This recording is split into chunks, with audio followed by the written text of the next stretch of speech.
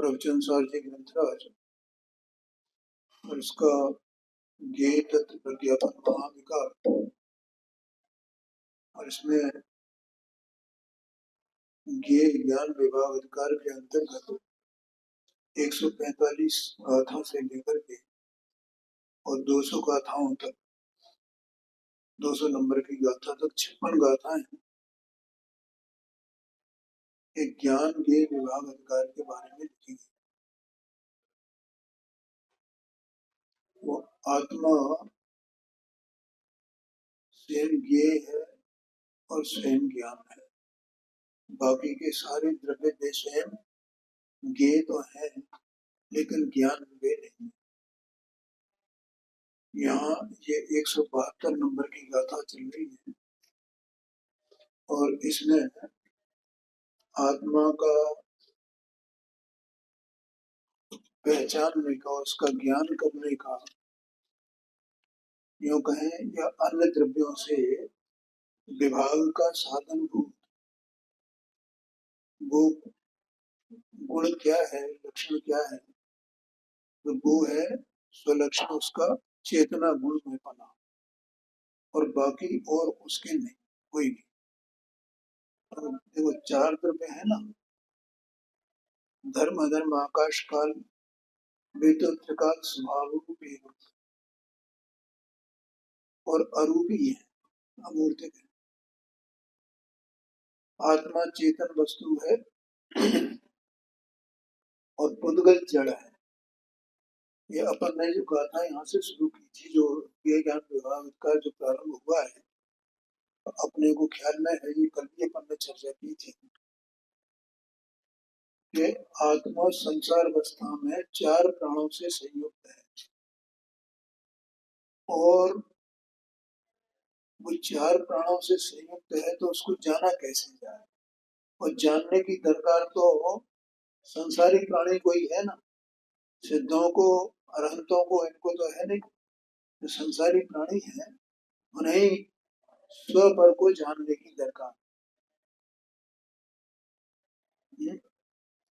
तो अब वो स्व पर को कैसे जाना है, तो ये इस संयोग में ये 4 प्रकार के प्राण हैं, तो प्राणों से कैसे भिन्न किया जाए, इसलिए यहाँ पर इस गाथा में ये अरस अरूप अगंत ये जो कहा गया है, इसलिए कहा गया है कि जो 4 प्राण है ना, ये तो पौद्गलिक हैं, ये सिद्ध किया है इसमें।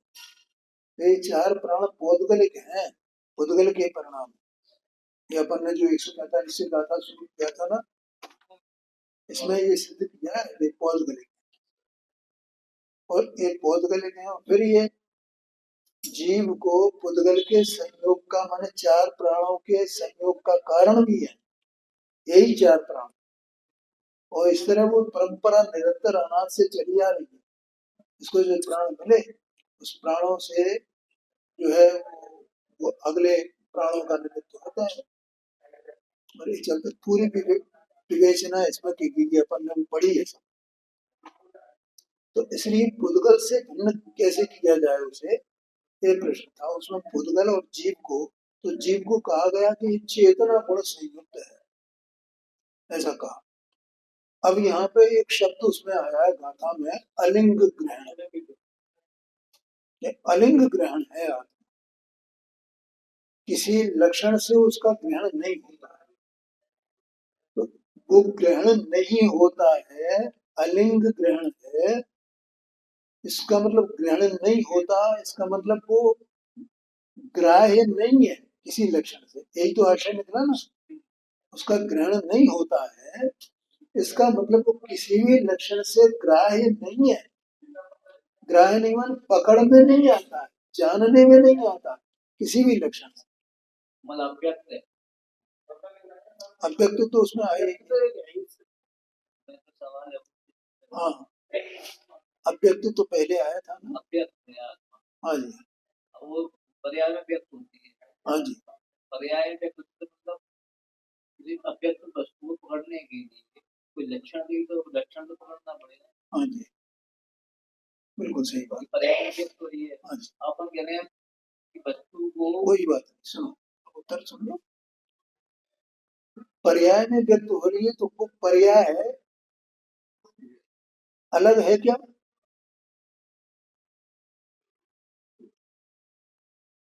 पर्याय कहाँ है? वो पर्याय ज्ञान के सिवाय कुछ और है क्या? वो राग है, विकल्प है, क्या है पर्याय जिसमें वो व्यक्त हो रही है? जो अव्यक्त वस्तु है ना, तो अव्यक्त वस्तु जो पर्याय में व्यक्त हो रही है, ठीक है, बिल्कुल सही बात है। तो वो पर्याय अन्य द्रव्य की है क्या? अन्य द्रव्य जन्य है क्या? या अन्य द्रव्य से उत्पन्न हुई हो?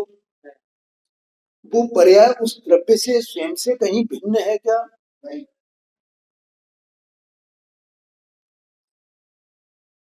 ख्याल में आया? इसका मतलब वो अन्य द्रव्य की पर्याय नहीं है जिसमें वो व्यक्त हो रही है। बढ़िया प्रश्न है इनका। ठीक है, अन्य द्रव्य से वो उत्पन्न नहीं हो रही है, भले ही जीव की अवस्था में, जैसे जीव की अवस्था में राग उत्पन्न होता है अन्य द्रव्य के निमित्त से, ऐसे वो कोई ज्ञान की जो पर्याय जिसमें वो व्यक्त हो रही है, आत्मा का स्वभाव जो व्यक्त हो रहा है, तो वो अन्य द्रव्य से उत्पन्न है वो पर्याय नहीं। ठीक है, तो वो कहाँ है फिर पर्याय? आत्मा, माने वो पर्याय आत्मा से कहीं अलग भी नहीं खड़ी है, वो तो आत्मा में ही है। ठीक है, तो फिर उसको जाना जा सकता है अलग से? जाना तो जा सकता है, जानता तो है, लेकिन कहीं उसका कोई लक्षण नहीं है कि हमें कोई बाहर में लक्षण मिल जाए जिससे हम आत्मा को जान जाए। जानने वाली पर्याय भी उसी में अंदर है, वो स्वयं भी ज्ञेय है।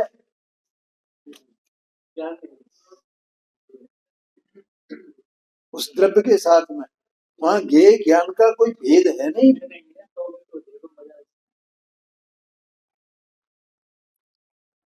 क्या कहा? तो फिर लक्षण कैसे कहा जाए? उसमें भी ज्ञेय ज्ञायक ज्ञान ज्ञाता इसका कोई भेद नहीं है भैया, ऐसी वस्तु है ना। वो स्वयं के लिए तो वो व्यक्त है ही ना, अव्यक्त तो दूसरे के लिए, उसके लिए। अरे कोई बात नहीं, इनका प्रश्न वो नहीं है कि दूसरे के लिए है क्या नहीं है, इसकी बात नहीं है। यहाँ तो अपने को व्यक्त है क्या नहीं, ये बात है, ये समझ लेना। अपने को ही व्यक्त होना चाहिए, दूसरे को हो ही नहीं, हो हमें क्या करना है उससे? परसों जी आया था ना कि स्वलक्षण से तो व्यक्त नहीं है, स्वलक्षण से यही बात आई थी परसों। पर में लक्षण तो व्यक्त है ही नहीं, हम स्वलक्षण से व्यक्त नहीं। वो सब व्यवहार में का कथन है, वो निश्चय और व्यवहार को समझना। उपयोग को लक्षण कहा आत्मा का, तो निश्चय से कि व्यवहार से?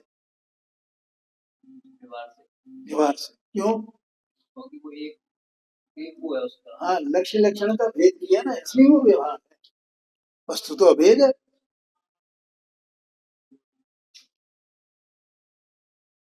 आया कि नहीं आया? जानने वाली पर्याय और जानने में आने वाली वस्तु, ये कोई तो अलग अलग नहीं है भाई, वो तो अभेद ही है। तो जो ग्राह्य माने अग्राह्य है, जो ग्रहण नहीं की जा सकती है, और जो आत्मा का जो ज्ञेय स्वरूप है, वो उस पर्याय से ही संयुक्त है हर समय में,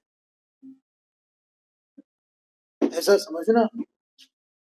बहुत शानदार प्रश्न है, और इसका उत्तर भी ये विचार करना ना भैया, और फिर इसमें प्रश्न आए तो फिर पूछ लेना। बहुत मुश्किल है, बहुत कठिन बात है।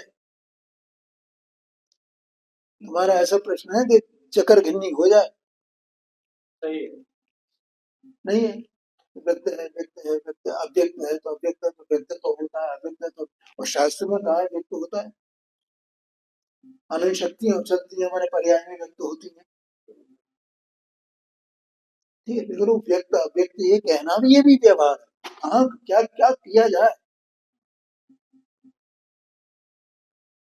ये बात है। बताने के लिए बोलो समझ में आया कि नहीं? नहीं दोबारा बोलूं फिर मैं, है? आत्मा अभेद वस्तु है। द्रव्य माने दो प्रकार से अभेद उसको कहा जाता है। एक तो अनंत गुणात्मक वस्तु अभेद है, सामान्य है, एक है परिपूर्ण है। ठीक है ना? दृष्टि का विषय जो कहा जाता है वो एक इस प्रकार से अभेद कहा जाता है, दृष्टि के विषय की अपेक्षा से, समय सार का विषय। और ज्ञान की अपेक्षा से वे उत्पाद व ध्रुव युक्तम सत, ऐसा अभेद है, सत है। गुण पर्यायात्मक है वस्तु, तो गुण पर्याय का कोई भेद नहीं है, और गुण पर्याय नहीं है ये बात भी नहीं।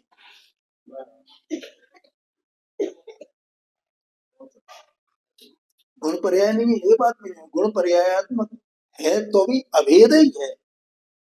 अब उसका अभेद का स्वरूप समझना भैया, वो अभेद है कैसा? ये गुण पर्याय अलग अलग भी नहीं है, है? और तो भी अलग अलग है, अलग अलग कहे जाते हैं। ये कैसा है?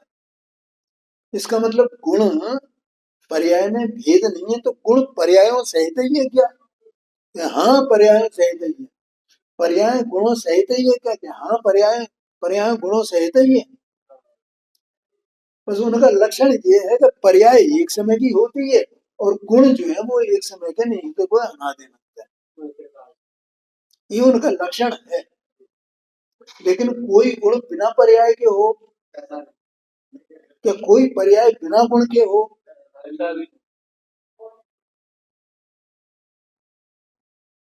ध्यान में रखना, सारे गुण लोग परिणमन कर रहे हैं हर समय, तो भी वे परिणमन कर रहे हैं तो भी परिणमन में आते नहीं है। परिणमन करते हैं तो भी परिणमन में आते नहीं है। द्रव्य है वो परिणमन करता है तो भी परिणमन में आता नहीं है, तो परिणमन तो उत्पाद व रूप है, और तो भी उत्पाद व को छोड़ते नहीं है। परिणमन का ही तो नाम पर्याय है। हाँ जी हाँ जी हाँ जी, बिल्कुल। तो पर्याय में आते नहीं है, वो पर्याय के बिना रहते नहीं है।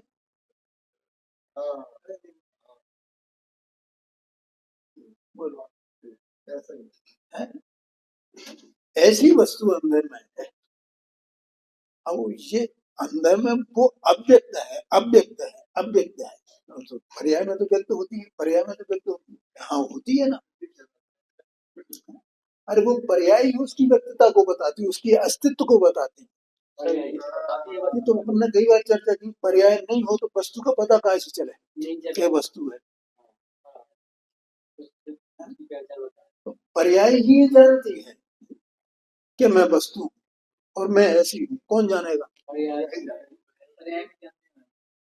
जो जीव ज्ञानी हुआ, ऐसा कहा जाए ना, ज्ञान होना उससे सम्यक ज्ञान हुआ, तो सम्यक ज्ञान ज्ञान की ही पर्याय है ना। तो वो पर्याय सब जानती है ना अपने में, अपने पूरे स्वरूप को। अगर वो पूरे अपने स्वरूप को नहीं जाने है तो वो पर्याय ज्ञान कैसे कही जाए, सम्यक ज्ञान कैसे कही जाए?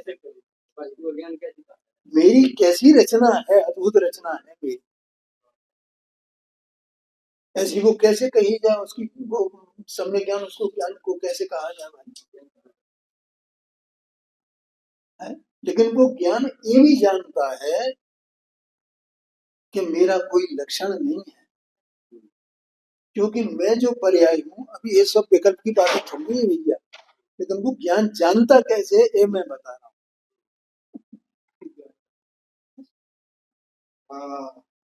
है कि वो ज्ञान पर्याय भी उसी द्रव्यमय ही है, वो कहीं अलग नहीं हो गई।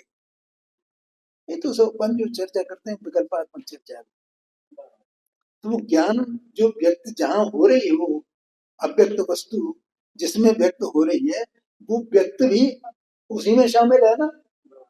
व्यक्ता व्यक्त है ना स्वरूप वस्तु का, वो अंदर में ही है ना पूरा का पूरा। और ये व्यक्ता व्यक्त कह दिया, ये तो व्यवहार है सब। बस वस्तु तो वस्तु है, अब क्या उसका क्या लक्षण है, कौन से लक्षण से ग्रहण हुए इसका? जिससे बताया जा रहा है वास्तव में वो तो वस्तु है। हाँ, ये है। ऐसा समझना। वाह हाँ, वाह वाह। बढ़िया। हाँ, मैं कहता हूँ कि आप लोग प्रश्न करोगे तो खोदोगे तो कुछ निकलेगा। इसको नंबर ज्यादा पढ़ा तो उससे विचार कर रहा था ठीक है, कोई बात मैं नहीं करूँ नहीं करूँ हाँ, हाँ, हाँ, ज्यादा उसका अच्छी बात है, बहुत बढ़िया, बहुत अच्छी बात है। ठीक है, तो यहाँ पर ये इसमें ऐसा उसका चेतना गुण उसको कहा गया और उसका कोई ग्रहण कैसे हुए, उसका वो अग्राही है, उसका ग्रहण नहीं हो सकता, ऐसा कहा। तो अब इसमें अपन ने 7 बोल इसके संबंध में पढ़ लिए कि वो अग्राही है। तो पहला बोल तो एक बार अपन याद कर लेते हैं उनको कि आत्मा ज्ञायक है, ज्ञान स्वरूप है। ज्ञायक माने ज्ञान स्वरूप है, देखने जानने के कार्य करने के स्वभाव वाला है। देखने जानने के कार्य को करने के स्वभाव वाला है आत्मा। ठीक है, लेकिन वो इंद्रिय ज्ञान से नहीं जानता है, माने इंद्रिय ज्ञान से वो इंद्रियों से नहीं जानता है, ऐसा है ना, इंद्रियों से नहीं जानता, इंद्रियों के द्वारा उसके ग्रहण नहीं है, माने वो ग्रहण नहीं करता, ग्रहण नहीं करता माने जानता नहीं है। कैसे नहीं जानता है? इंद्रियों से नहीं जानता है। ठीक है, इसका मतलब ये हुआ कि आत्मा अतीन्द्रिय ज्ञान में है, इंद्रिय ज्ञान में नहीं है। सूक्ष्म बातें हैं ये। एक बात इतनी महत्व की है, पहला बोल इतना महत्व का है, वो इंद्रिय ज्ञान से नहीं जानता है, इंद्रियों से नहीं जानता है। क्यों? क्योंकि उसका ज्ञान का जो स्वभाव है वो इंद्रियों का आश्रय करके जानने का नहीं है, वो अतीन्द्रिय ज्ञान में है, इंद्रियों से अतीत है। कब? हर समय, निगोद से लेकर के सिद्ध अवस्था तक, अनंत अवस्था तक। तो सिद्धों के तो इंद्रियां है नहीं, अनंत तक है। लेकिन वो ज्ञान का स्वभाव कैसा है? अतीन्द्रिय ज्ञान है।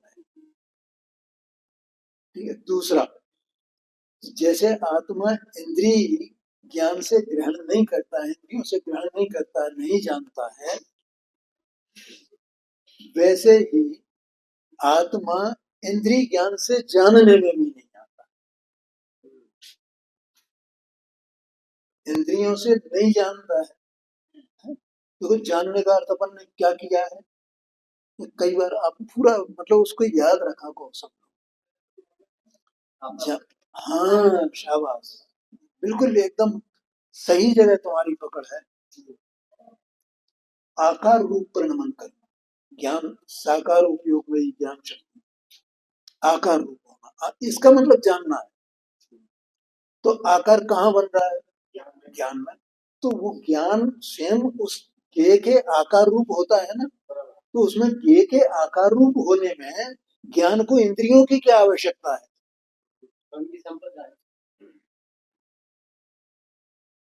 क्या कहा? इंद्रियों की आवश्यकता है कि ज्ञान को?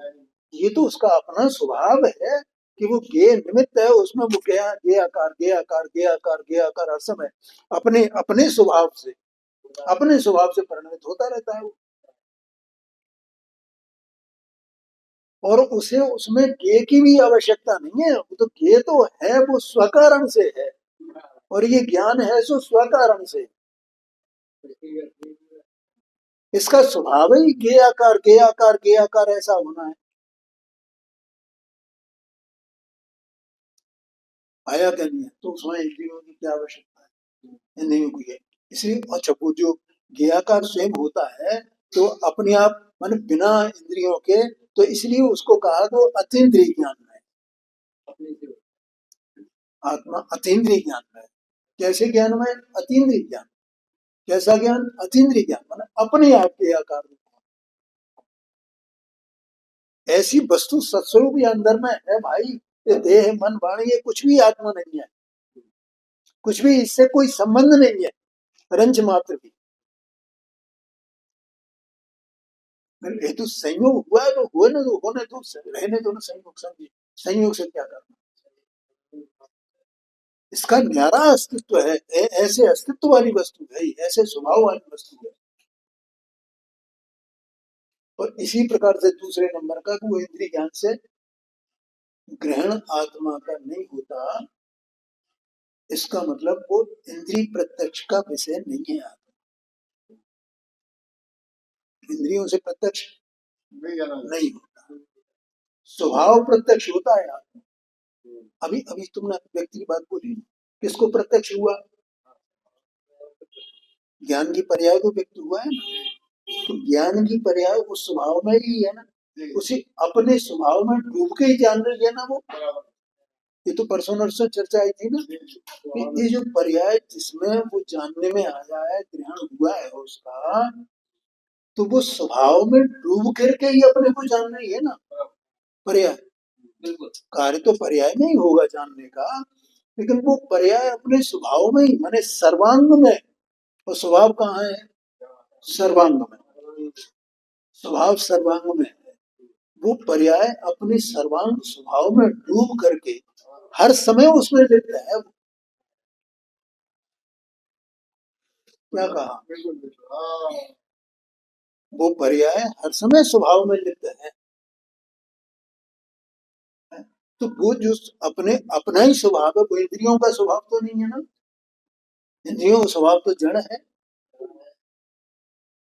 इसलिए वो इंद्रिय प्रत्यक्ष पूर्वक उसका ग्रहण नहीं होता, वो स्वभाव प्रत्यक्ष पूर्वक होता है। अब वो पर्याय को स्वभाव प्रत्यक्ष है क्या नहीं है,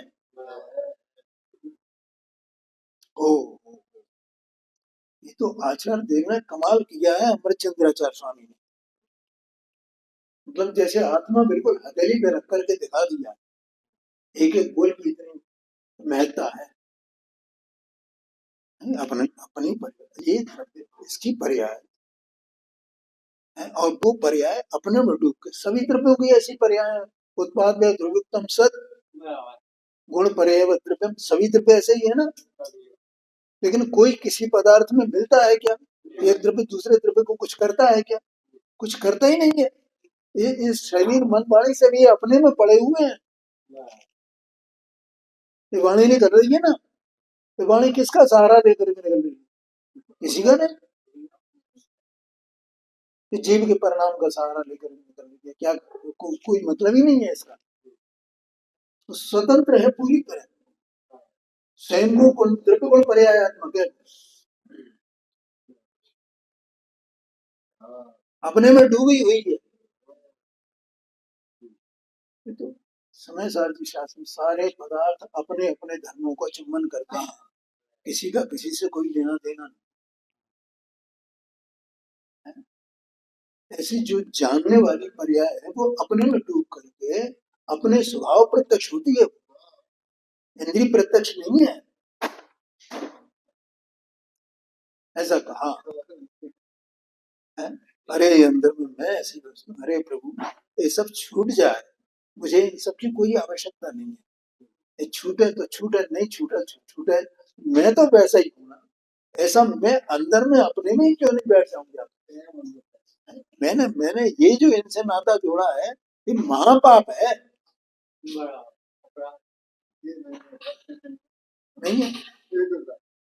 मैं स्वयं स्वभाव प्रत्यक्ष से जानता हूँ, जानने वाला हूँ, इंद्रिय प्रत्यक्ष पूर्वक मैं जानने वाला नहीं हूँ, मेरा स्वभाव ही नहीं, मेरा स्वरूप ही नहीं है, और तो भी मैं इंद्रियों से इनसे उनसे सबसे संबंध, इनसे अपना अस्तित्व मानता हूँ, और तो हो कितना बड़ा पाप है,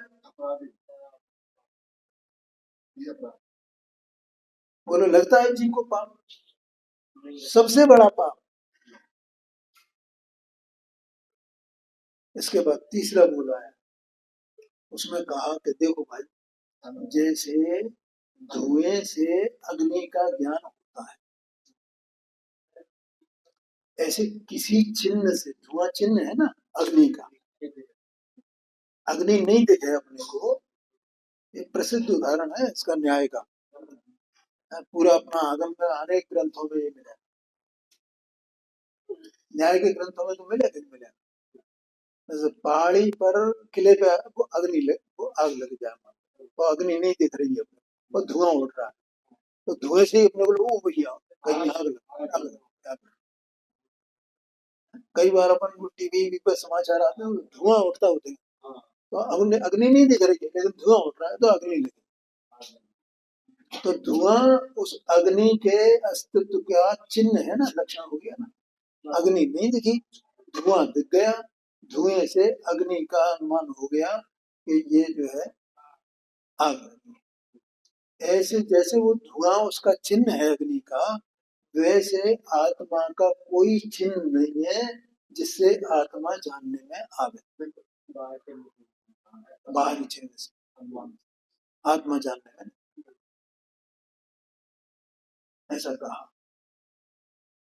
फिर चौथा बोल है कि दूसरों के द्वारा आत्मा मात्र अनुमान से जानने में आने योग्य नहीं, सही मात्र अनुमान से, कि हम अनुमान कर लें कि भैया ये आत्मा है, ये आत्मा है, ये आत्मा है, ये आत्मा, आत्मा ऐसा होता है, आत्मा ऐसा होता है, आत्मा ऐसा होता वैकल्पिक रचना कुछ है। हाँ जी, अनुमान, अनुमान मात्र अनुमान से जानने योग्य नहीं है। अभी बोला था ना प्रत्यक्ष ज्ञात, प्रत्यक्ष ज्ञात होता है ना, स्वभाव प्रत्यक्ष होता है तो जानने में आता है, अनुमान मात्र से ज्ञान जानने में नहीं आता। तो अनुमेय मात्र नहीं है, कोई कहे हम तो अनुमान से जान लेते हैं आत्मा को। हमने शास्त्र में पढ़ा, हम अनुमान करने लगे और विकल्प करने लगे, आत्मा शुद्ध है, आत्मा शुद्ध है, आत्मा पर्याय, पर्याय से रहित है, आत्मा तो पर्याय से रहित है। तो खूब प्रसिद्ध हुआ है, खूब पूरी दुनिया भर में चल पर्याय, पर्याय से पार, पर्याय, पर्याय पार, पर्याय पार। अरे पूज्य गुरुदेव सिंह ने ये बात कही, भैया पर्याय से बाहर रहित है, तो किस अपेक्षा से कही, कि ऐसा क्यों कहा गुरुदेव सिंह ने, पर्याय से पार है, ऐसा पर्याय, एक भजन भी बनाया पर्याय से पार। नहीं ये में तो पर्याय की में बहुत वो मतलब लोगों की भ्रांतियां रहती है, ये को बिल्कुल ही मानते हैं हाँ, पर्याय को भी, अरे राम जी तो अछूती ही है, हाँ, ये तो अछूती है। हाँ जी, तो पर्याय है, पर्याय, पर्याय, बहुत भ्रांति है। प्रभु क्या, बहुत बढ़िया। तो वो पर्याय से पार है भैया, वो दृष्टि की अपेक्षा से कहा है उसको, हाँ कि जो पर्याय उसका अनुभव दृष्टि कर रही है ना, पर्याय उसी की, उसी तरफ की है। और अभी जैसे ये इसमें अभी हम कि पर्याय अपने में डूब के ही जान रही है, वो पर्याय और जिसको जान रही है, किसको जान रही है, भी बोला था स्वभाव को जान रही है, ठीक है। अब स्वभाव को जानती है, स्वभाव में डूब के जानती है, वो पर्याय स्वयं उस स्वभाव में लिप्त है, वो स्वभाव स्वयं पर्यायमय है, ठीक है। लेकिन वो पर्याय स्वभाव को जानती है ना, तो स्वभाव से अपने को जाना ना उसने, तो वहां वो पर्याय, अच्छा वो जो स्वभाव, दो बात है, वो स्वभाव है वो तो त्रैकालिक है ना, वो तो पर्याय ने जब अपने को लक्ष्य किया तब भी स्वभाव था, उससे पहले भी नहीं, पहले भी था जब उसने लक्ष्य नहीं किया था, और अभी उसका लक्ष्य छूट जाएगा तब भी वो स्वभाव ज्यों का त्यों रहेगा, पर्याय में बदलाव हुआ है। इसलिए वो जो स्वभाव है, ऐसा उपचार से कहा जाता है कि वो पर्याय, पर्याय से पार है, पर्याय से रहे, ऐसा समझना। लेकिन सर्वथा ऐसा नहीं मानना कि द्रव्य पर्याय से रहित है कभी, बहुत मुश्किल बात है। लेकिन लोगों ने गलत अर्थ लगा लिया, वो पर्याय अलग है, द्रव्य अलग है, द्रव्य तो बिना पर्याय का, बिना पर्याय का निश्चयवासी कहाँ से खड़ा हो, ऐसे ही कल्पना करने लगा, आत्मा शुद्ध है, आत्मा फलाना, आत्मा ऐसा है, आत्मा ऐसा है, तो हाथ में कुछ पड़ा नहीं।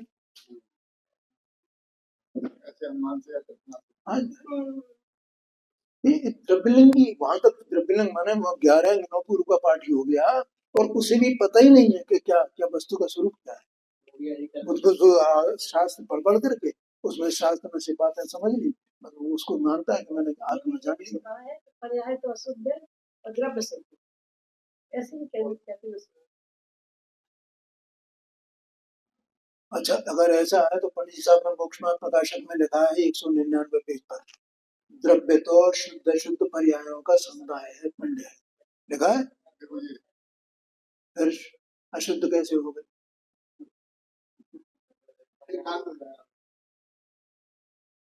अब वो उसकी बातें और भी हैं, वो जब कोई विषय चले तो उसमें से, और इसमें जो चर्चाएं चलती है इसमें से आप लोग ग्रहण कर लेना। सब तरह की चर्चाएं अपनी आती हैं। जैसे ये चर्चा आ गई बीच में, वो जानती कैसे पर्याय तो बदली, ये शुद्ध है शुद्ध है शुद्ध है, पर्याय से रहित, पर्याय से पर्याय रहते हैं द्रव्य कभी कभी नहीं, पर्याय रहित कभी है ही नहीं, ऐसा सर्वथा नहीं पर्याय मुश्किल है। पर्याय से नहीं तो हाँ, पूरे तो वो निश्चयवासी जैसे ही मानता है ना, तो व्ययवासी भी ऐसे ही मानेगा।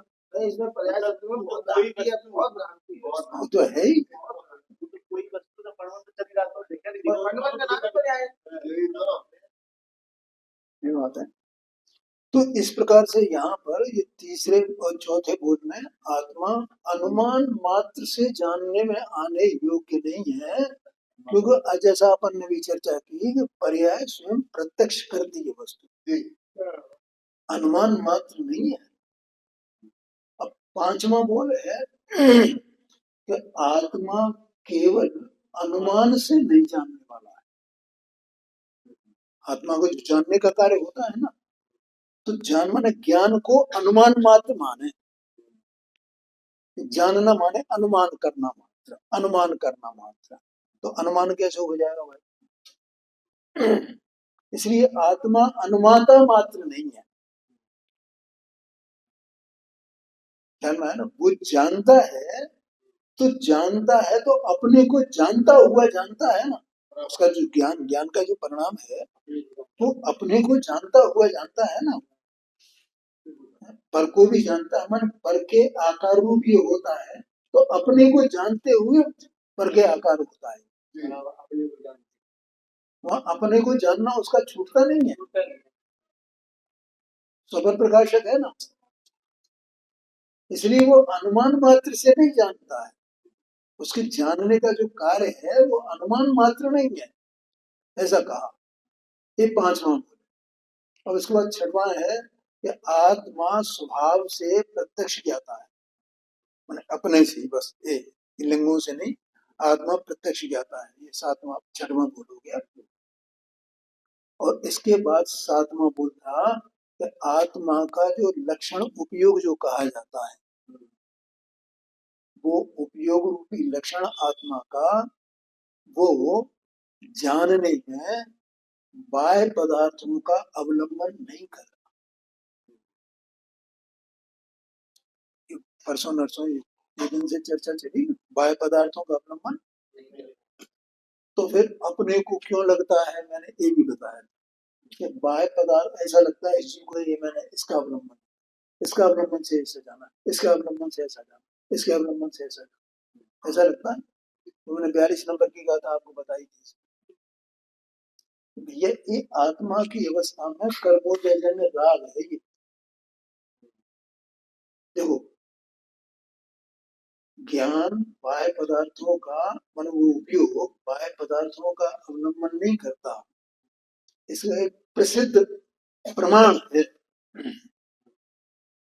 उपयोग है ना। तो मैं उपयोग का भेद तो किया नहीं है कि मध्य ज्ञान उपयोग है, शुद्ध ज्ञान उपयोग, सामान्य उपयोग की बात है। अब उपयोग 5 प्रकार का है, तो अरहंत और सिद्ध उनका भी उपयोग केवल ज्ञान उपयोग है कि नहीं है? तो वो लोकालोक को जानता है कि नहीं जानता है, और अपने को भी जानता है कि नहीं जानता है। तो वो लोकालोक को जानता है तो ज्ञेयों का अवलंबन करके जानता है क्या? नहीं, ओ, और नरक स्वर्ग तीनों लोग तीनों काल सबको जानते हैं, है? ऐसा ही सूक्ष्म और अंतरिक और 3 प्रकार के पदार्थ होते हैं ना, वो तीनों प्रकार के पदार्थ को जानते हैं। जो सूक्ष्म है, हाँ, दूरवर्ती, सूक्ष्म, अंतरिक्ष और दूरवर्ती सब पदार्थ। माने जैसे आकाश है तो अनंत अनंत अनंत अनंत आकाश है ना। तो अब केवली भगवान तो एक जगह बैठे हैं ना, सिद्ध भगवान तो वो अनंत आकाश है तो वो कितना दूर है, तो सबको जान रहे हैं ना। तो दूरवर्ती को जाना है, सबको जाना है, अंतरिक्ष जाना है। अंतरिक्ष मानो ढके हुए हैं, आवरण आवरण सहित हैं। पढ़ी साहब ने उदाहरण दिया है ना मोक्ष में प्रकाशित में, जब पर्वत भी आड़े आ जाए, सुमेर पर्वत भी आड़े आ जाए, तो भी जानेंगे कि नहीं जानेंगे? ये अंतरिक्ष। और सूक्ष्म, जैसे एक एक परमाणु को भी जानते हैं कि नहीं जानते? एक एक परमाणु में उसके उत्पाद भेद ध्रुव हों को जानते हैं कि नहीं जानते? कि किस प्रकार से भेद रूप है, किस प्रकार से भेद रूप है, इसको जानते हैं कि नहीं जानते? तो उनका अवलंबन लेकर के जानते हैं, नहीं जानते हैं। ये ज्ञान की महिमा है, ये इस ज्ञान की महिमा इस आत्मा की। ये वो उपयोग अवलंबन करके नहीं जानता, ये उपयोग का लक्षण है, स्वरूप है उपयोग का, ऐसी महिमा है। तो फिर हमें क्यों लगता है?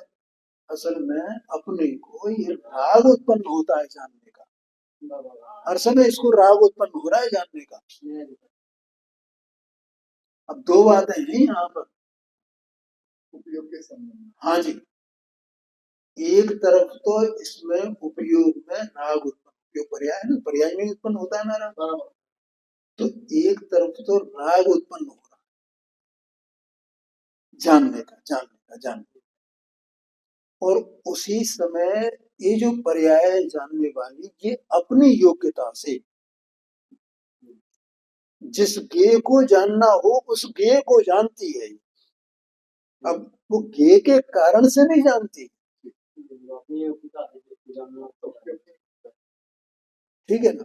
तो वो ज्ञेय के कारण से नहीं जानती, इसका मतलब वो पर्याय ज्ञेय का अवलंबन करते हुए उत्पन्न नहीं होती, इससे ये सिद्ध हुआ। इसको क्या लगता है वो राग उत्पन्न होता है, इसको तो जानने का राग, जानने का, जानना नहीं, जानने का राग, जानने का राग, जानने का राग अलग चीज है और जानना अलग चीज है। ये जानने के राग को जानने में मिला देता है, इसे खबर ही नहीं है। हाँ, जानने के राग को जानना मानता है, बिल्कुल। तो वो राग तो है। अब ये कहता नहीं परतर्फ को नहीं जानना, परतर्फ का जानना है, परतर्फ का जानना है तो वो राग था, जानना थोड़ी है। ना जानना है ना परतर्फ है। हाँ बिल्कुल बिल्कुल, तो राग है, वो राग है, वो राग छोड़ने योग्य है। जानने के लिए तुम्हें जो राग है इसे छोड़ो ना, अपने स्वरूप की ओर आओ ना। है ना। अब वो जो राग होता है वो राग बंध का कारण है, वो तो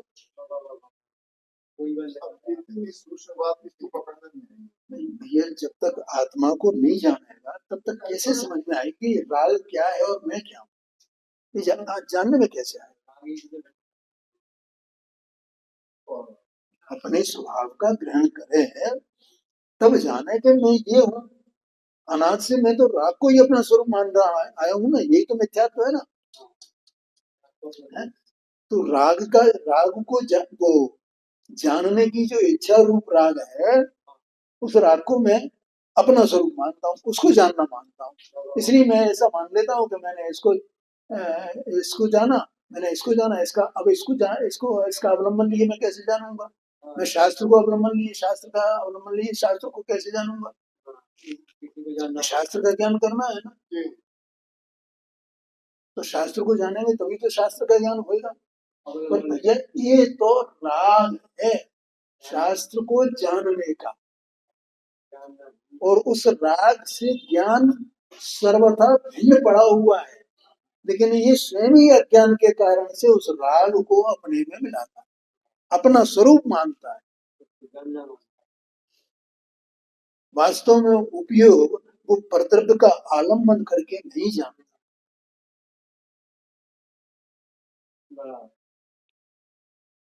धर्म है तो ये तो सोचा था जैसे आने वाले अपना ज्ञान का तो बनने वाला है, तो लेकिन वो जो रात पड़ा उस रात से हाँ वही तो है ना। ये तो ज्ञान स्वरूप वस्तु है, तो इसकी अपनी पर्याय अपनी योग्यता से इसके कारण से होंगी, ऊपर के कारण से होंगी, गेयों के कारण से नहीं, रात के कारण से नहीं। ये पूरी स्वतंत्र वस्तु अपने में जाना डूब जाना डूब जाना डूब हर समय परिणमित हो रही है। ये बात है। इसलिए वो किसी गेय का अवलंबन करके जाना है, ऐसा उसका स्वरूप नहीं भाई, उपयोग का ऐसा स्वरूप ही नहीं, इसलिए वो अलिंग ग्रहण है, ऐसा कहा। बोलो समझ में ये अंदर पड़ा हुआ प्रभु एक बार देख तो सही अंदर जा, देख तो सही अंदर जा है। बड़ा गंभीर मामला है। हाँ जी हाँ जी हाँ जी तो ये जरा हमने इसको जोड़ा ना, तो अब ज्ञान जानने वाला हाँ जी हाँ। ये है ना, इसकी सूचना कर रहा है। ठीक है, अब 8वां बोले। अब यहाँ क्या कहा, जो लिंग को अर्थात उपयोग नामक लक्षण को ग्रहण नहीं करता,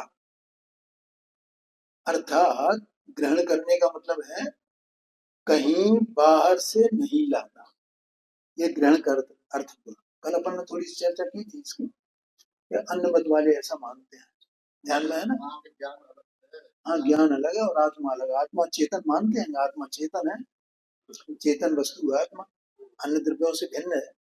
लेकिन ये ज्ञान ये जानता है ना, तो ये ज्ञान से जानता है, और ज्ञान जो है जब इसे जानना होता है तब ये ज्ञान का अवलंबन कर लेता है। जैसे कोई बूढ़ा जो है, कोई अशक्त व्यक्ति, वो लाठी से चलता है तो लाठी ले लेता है, जब चलना हो तब, जब नहीं चलना है तो नहीं लेता है, रखिए लाठी, ऐसा मानता है। लेकिन आत्मा उपयोग को, जो आत्मा का लक्षण उपयोग है, उसको कहीं बाहर से नहीं लाता है, बाहर से ग्रहण नहीं करता है, ऐसा कहा। इसलिए आत्मा अलिंग है, ये स्वयं सर्वांग ज्ञान में वस्तु है। चेतना कहोगे ज्ञान, चेतना के दो भेद है ना, मोक्ष अधिकार में आया, दर्शन चेतना और ज्ञान चेतना, ये दो भेद है। दर्शन माने सामान्य अवलोकन, ज्ञान माने विशेष अवलोकन। ठीक है, तो ऐसा आत्मा स्वयं परिणमित होता है ना, उसी के फिर ये भेद है ना। जैसे दर्शन है, तो दर्शन का परिणमन कितने प्रकार से होता है, 4 प्रकार से होता है। चक्षु दर्शन, अचक्षु दर्शन, अवधि दर्शन और केवल दर्शन, ऐसे 4 प्रकार से होता है। तो ये भेद मतलब दर्शन वहां है ना, और ये भेद तो परद्रव्य के आश्रय से कथन किया गया, सभी व्यवहार है भेद करना। लेकिन दर्शन गुण आत्मा में है ना ऐसा कि उस सामान्य बने सत्ता मात्र को जाने, बस सत्ता मात्र को जाने, माने उसमें सत्ता मात्र को जानने का मतलब क्या है कि दर्शन का जो परिणाम होता है उसमें कोई आकार नहीं बनता है, लेकिन ज्ञान का जो परिणाम होता है उसमें आकार बनता है। दर्शी शक्ति अनाकार उपयोग वही दर्शी शक्ति, दर्शन शक्ति है, दृष्टि शक्ति हो, दर्शन शक्ति।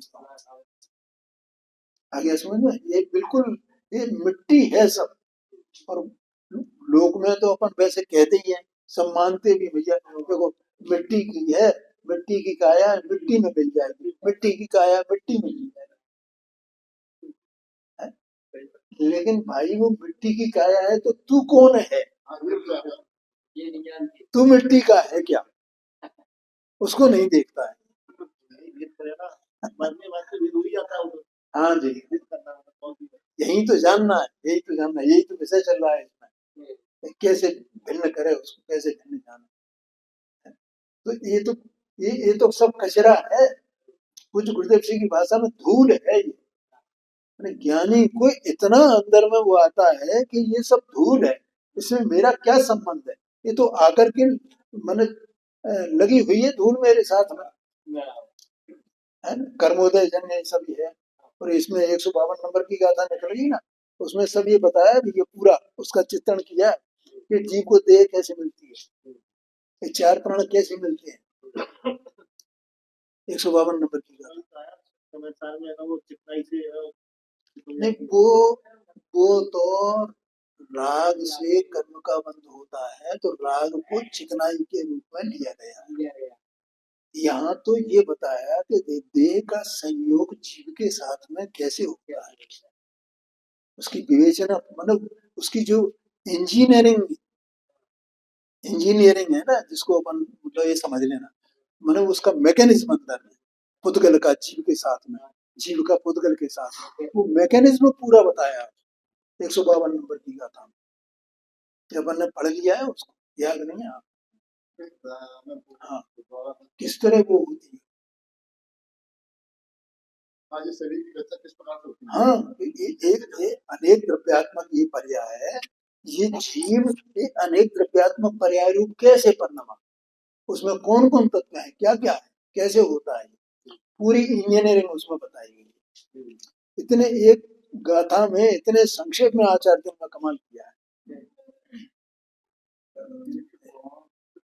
हाँ जी, हाँ जी, ये बात है। फिर अपन ने आगे और भी पढ़ा था ना, उसमें किस तरह वो बंद, परमाणु को परमाणु कैसे बंद होता है। हाँ, ठीक है, तो ये तो सब कचरा है, और आत्मा स्वयं ज्ञान स्वरूप वस्तु है, स्वयं ज्ञान में है, उसका स्वयं का ज्ञानोपयोग है, वो ज्ञानोपयोग निरंतर अपने स्वभाव का आश्रय करके ही कार्य करता है। तो अपन ही जानते हैं, कोई भी कार्य जहाँ होता है, कोई भी वस्तु कार्य करती है, तो वो उसमें अगर शक्ति नहीं होगी, उसका स्वभाव नहीं होगा कार्य करने का, तो वो कार्य कैसे करे। जैसे नमक खारेपन का मैं हमेशा उदाहरण देता हूँ, नमक खारेपन का काम करता है, तो खारापन उसका स्वभाव, उसकी शक्ति है ना, तो वो कार्य करता है ना। अग्नि में उष्णता की शक्ति है ना, ज्वलनशीलता की शक्ति है ना, तब वो जलाने का काम करती है, जलने का काम करती है ना। अगर उसमें वो स्वभाव ही नहीं हो, तो जलने का कार्य, जलाने का कार्य कैसे कर। बोलो ख्याल में। ऐसे ही आत्मा अंदर में ज्ञान स्वभावी वस्तु है, तो वो ज्ञान स्वभाव होने से वो जो कार्य हो रहा है, वो कार्य अपने स्वभाव का, कार्य कोई पर्याय कहते हैं, पर्याय किसको कहते हैं, तो पर्याय अपने स्वभाव का अवलंबन लेकर के जानेगी ना, कि वो बाहर से ज्ञान का, कहीं से ज्ञान का सहारा लेगी, ज्ञान बाहर पड़ा हुआ आत्मा अलग। ऐसा लोक में भी ये सिद्ध नहीं होता है, लौकिक वस्तुओं में भी ये बात सिद्ध नहीं होती कि कोई वस्तु अपना कार्य करने के लिए किसी दूसरे का सहारा ले।